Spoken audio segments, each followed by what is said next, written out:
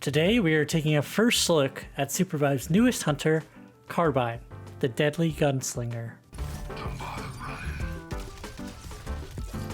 Carbine is a gunslinging fighter that uses just 3 bullets, not 4, to take out his foes. He excels at punishing melee characters as well as dealing massive damage to enemies, destructibles, and even wisps.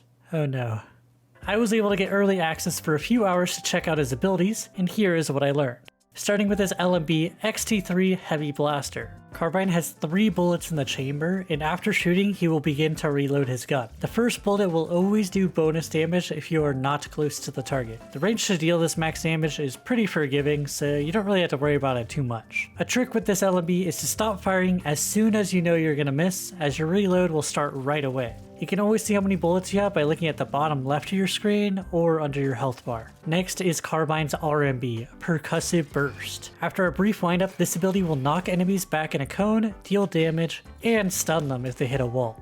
Percussive Burst is pretty hard to miss as it has no rotation lock, and it is probably one of the best abilities to get those pesky melee characters like Brawl, Jin, or Felix off of you. Additionally, you can use this ability to knock people into the abyss who don't have dash and essentially checkmate them to have to use their glider. However, a key thing about Carbine's RMB is that it synergizes perfectly with his next spell, Shocktrap Drone, which is his Q. This ability will throw out a drone that reveals enemies it flies over. When you press the ability again, it will activate the cage. This essentially sets up a 5-part wall that stuns enemies it contacts. Using your RMB, you can easily combo this together to push people into stuns. Some things to note about Shocktrap Drone is that the walls last a long amount of time and cannot be killed in any way besides an enemy touching them.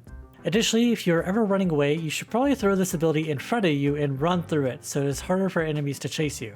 Finally, enemies can go over and under this wall to avoid it, so try not to throw it in the abyss.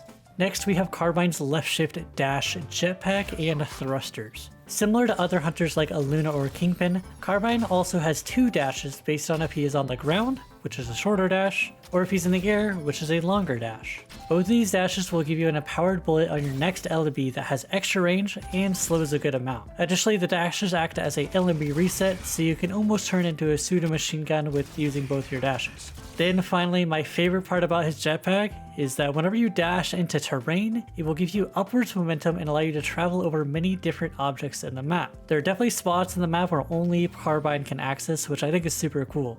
You can also pair his jetpack with powers like health packs or bungee to go extreme distances.